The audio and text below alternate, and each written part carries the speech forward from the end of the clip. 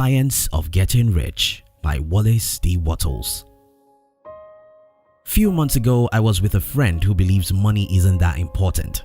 While engaging him in a conversation, he asked me, "But can't anyone become successful without becoming rich?" You sure know the kinds of people who ask such questions, right? It's the people who have lost hope in life that think they don't need much money. Maybe that isn't a kind statement, so let me reframe it this way.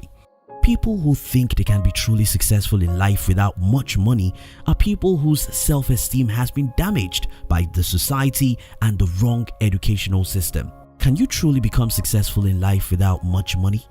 Except you want to become a Catholic monk. I'm not serious. Anyway, the first major lesson in the science of getting rich is desire to be wealthy is normal and righteous.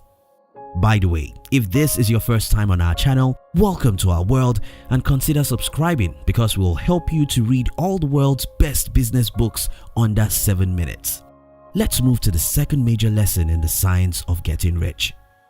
While growing up with my poor parents, I had this idea that people who were rich did so by luck or something like that. Fortunately for me, I became friends with a man who introduced me to reading, so I started reading about successful people. I was amazed by the numbers of people who rose from nowhere to become successful. The more I read about successful people, the clearer I saw their common traits, characteristics, and mindset. Before long, I disowned everyone in my family, except my mother, of course. You have a bad mind. No, I didn't actually disown my family. I simply stopped being part of them. I stopped thinking the way they did and stopped believing in what they believed. And so you can predict, they hated me for being unusually different. Though I was born by poor parents and grew up in a village, I'm able to overcome poverty and build companies that make me richer than most people of my age, just because I believed there's nothing magical about success.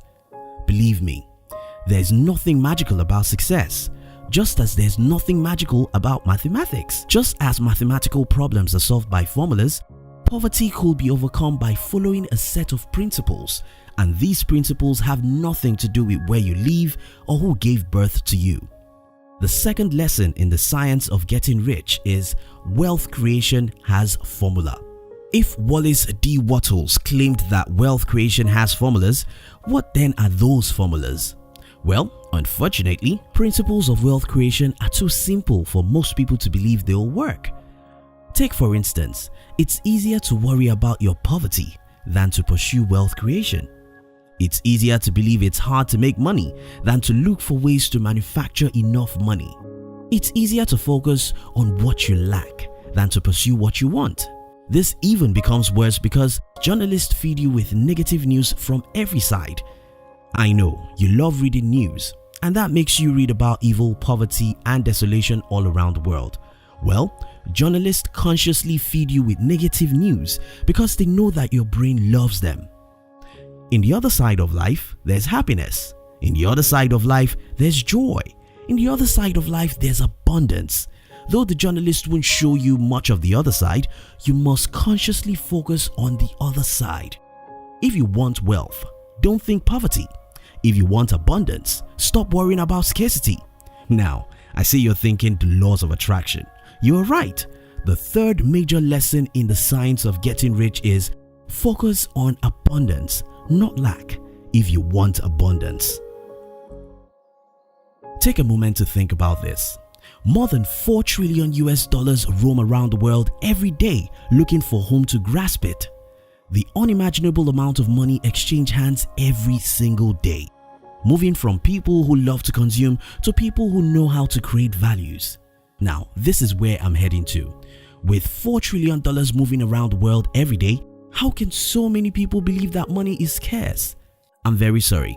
If you believe money is scarce, you've probably been deceived by the society and the school system, which programmed you that you must work all your life for money. Money is scarce if you have to work for it. Money is too much in the world if you have to manufacture it.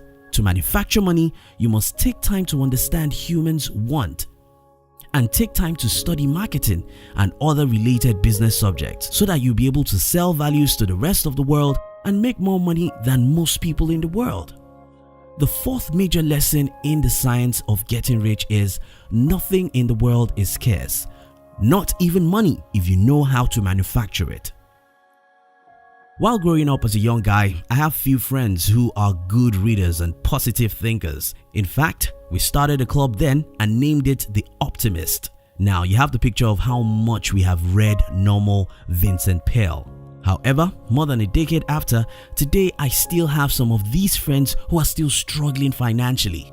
But why? Positive thinking alone cannot make you rich. While negative thinking will surely make you poor, positive thinking alone can't make you rich. You need massive actions. The fifth major lesson in the science of getting rich is you must back your positive thinking with massive actions.